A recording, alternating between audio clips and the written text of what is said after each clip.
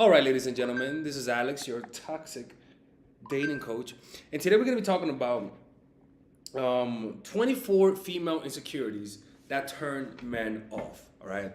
We're going to be going over we're going to be going over the source of human insecurity. What is not considered insecurity in this realm? There's levels of insecurities that I need to differentiate.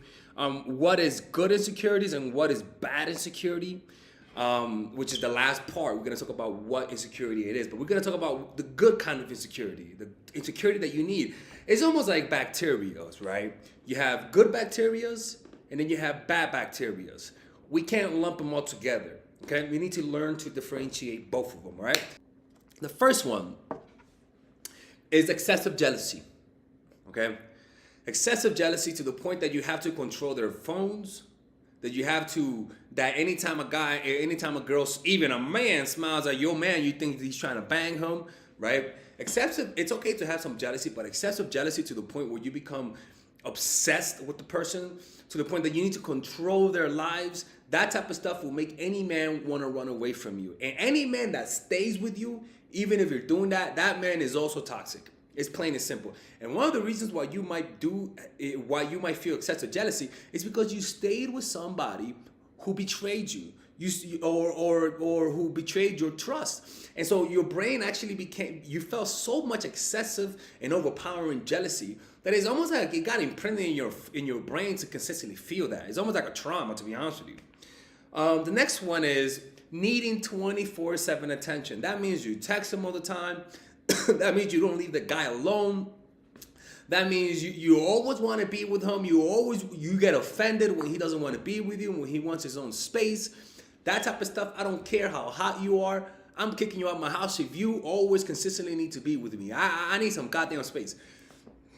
And I'm not gonna judge couples who always need to be with each other. If it works for you guys, that's fine. But you gotta be able to turn it off, because some people don't like that. And some people are not even aware they're doing that because that's such a normal part of their life. They think that's how relationships really are. The next type of insecurity is the desire to speed things up. This will make a guy think you're fucking desperate. This will make a guy think something's wrong with you. Needing to speed things up, needing for hey, what are we now? Like,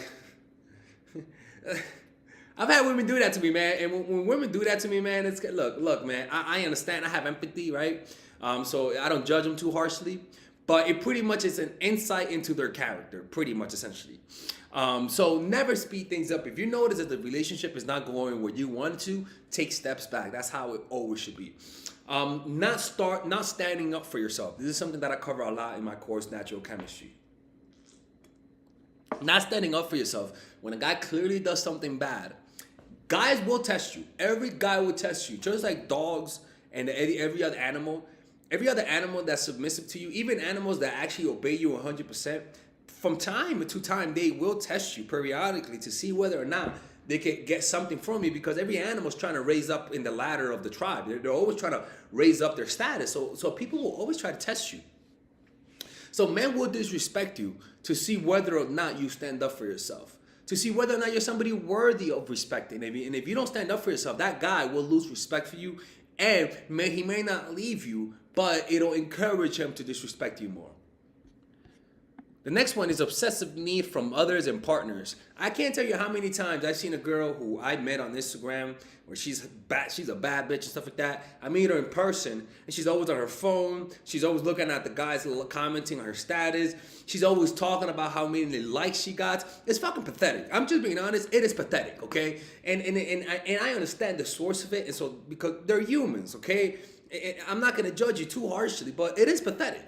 All right, and the reason why is because you just don't see it. You're so in this world. You're almost like you're so looking at yourself so much that you don't even notice how it comes across to people, right? That kind of stuff makes every guy get turned off from you. They may stay with you, but they will get turned off and lose a little respect to you. The next one is self-obsessed, which kind of goes with the same one. Oh, putting obsessed. Look. It's normal for a man. It's normal. Studies show that women spend twice as long on their appearance than men do. So a woman taking twice as long to get dressed, it's normal. I don't see it as insecure. Why? Because a man who takes the same amount of time as women do, like getting ready, it's actually they're not looked as normal. Like, remember, everything's about context. Everything's about what others do.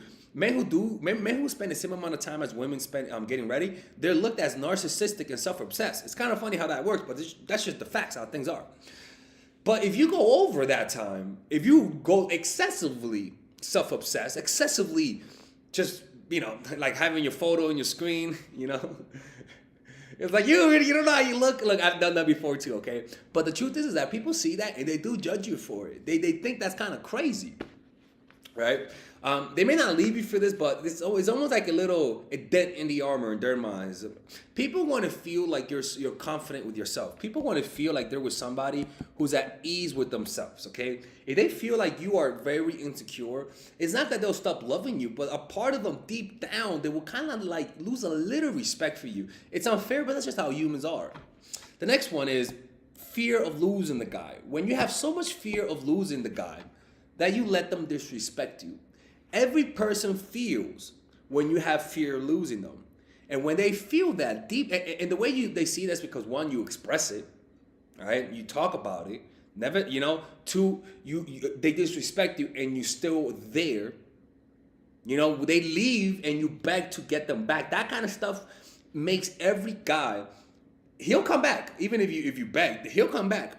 But he's not going to respect you. And let me tell you something. Above all things, above giving the poom poom, above getting married, above all of that bullshit, what matters most is gaining a person's respect, even if you never see them again. That is the most important thing. The next thing, and this I got from my website, it's called Get the X Back. So you can check it out. I'm going to read verbatim, so if you read it, if you hear me say this, you can literally type it and find it. You feel the constant need to, or you constantly do go through your significant other's phone, all right?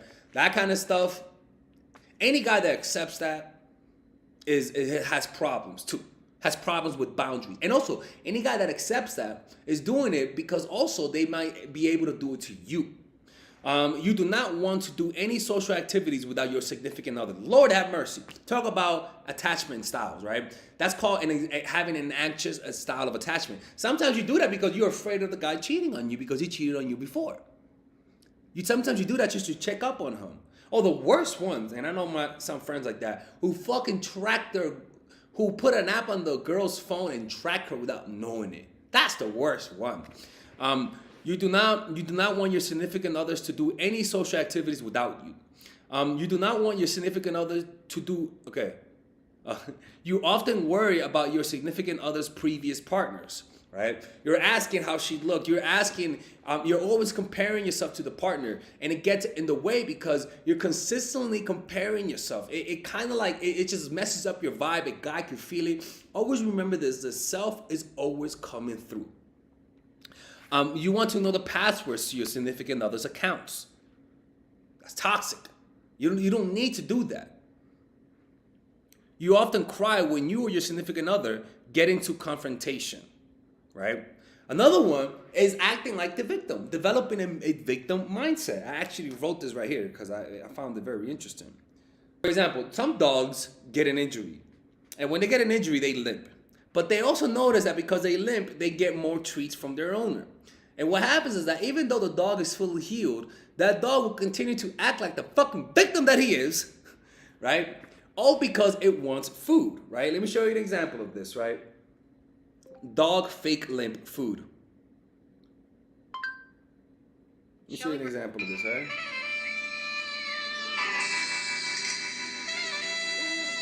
Watch, look. They do that.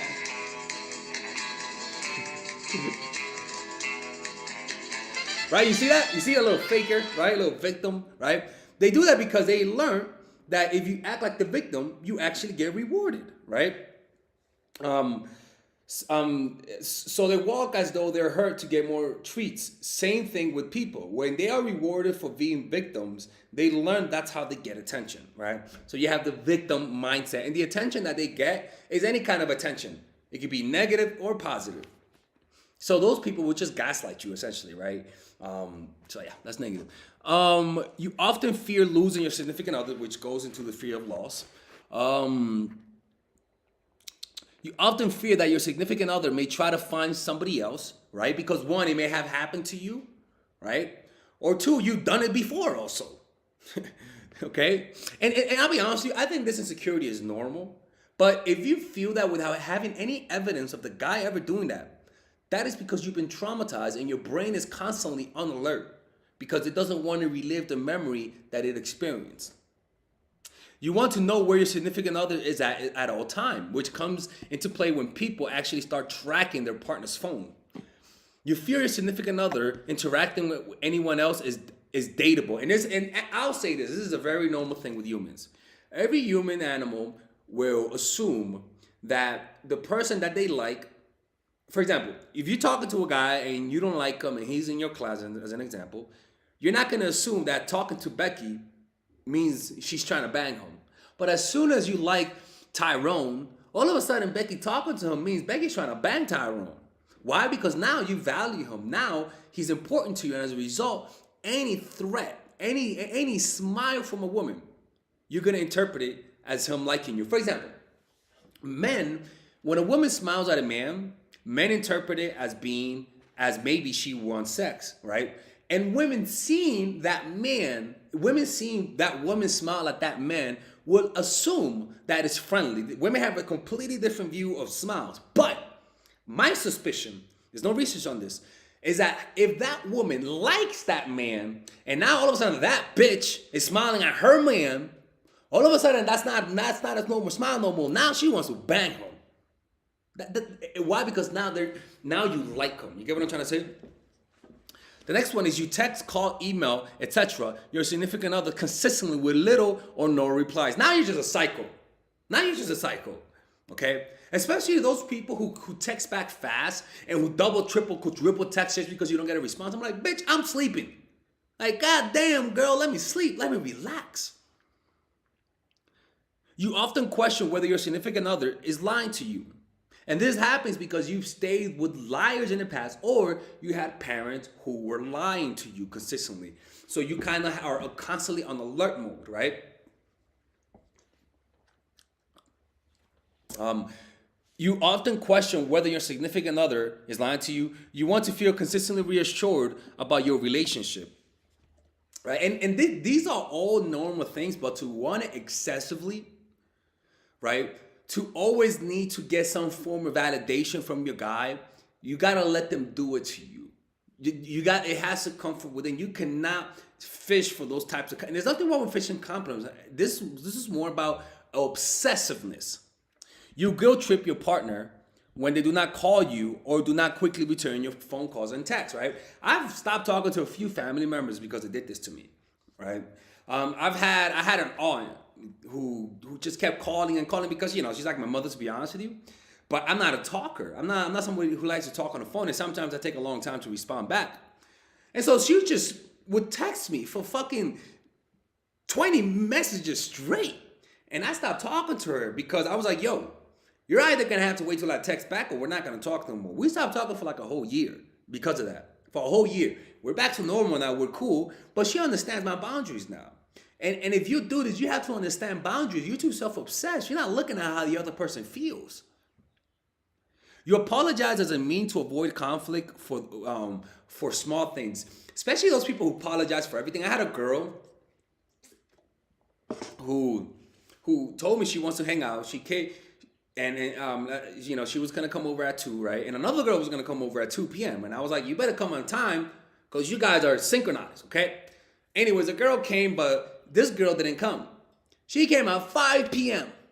I told her to go home. I was like, go home. I don't even want to see you. Because I got pissed off. We were tired. We were like, we didn't even want to fuck no more, damn, right? I was just pissed off at this. Anyway, so she was apologizing. She was like, my bad, I didn't mean to do that. And one day I invited her back anyways. And then she texted me. She was like, thank you so much for giving me the opportunity to see you again, to Alexis. And I'm like, I'm not seeing her no more. Like she was like, I'm so sorry for doing that. Like, excessive apologizing is a big fucking turnoff. Okay, and the last one is you're overly critical or overanalyze everything you say or do on a regular basis. Now, this is more towards you. Okay, there's nothing wrong with analyzing yourself, analyzing your flaws. It's another thing when it's compulsive and self-obsessive. It's very difficult to tell what's compulsive or and normal because that's your world that you're living in. You don't know the difference. You get what I'm trying to say? So if you want to be able to have more self-knowledge about yourself, you got to go see a therapist. You got to go see a therapist. You got to get somebody else's perspective and give you a different point of view because you will never be able to see these things on your own. It's just how things are. Okay? Anyways, I hope you guys enjoyed this video. If anybody wants to work with me one-on-one, go to the link below. It says work with me one-on-one.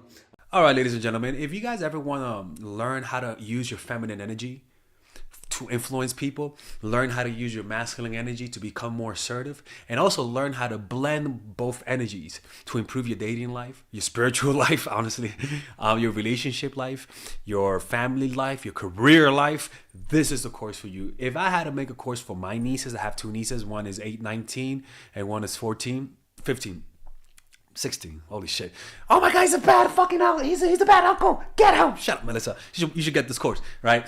And this is the course that I will make for them. So, for example, watch the curriculum, right? In the first week, we're going to be showing you how to establish a strong masculine foundation without letting it hurt your feminine energy. This masculine foundation is a source of who you are, right? It's your bodyguard. Without this, whatever feminine energy you create will be destroyed by the outside because your masculine is your shield. So we'll talk about goal setting. We'll talk about how to develop a serious attitude.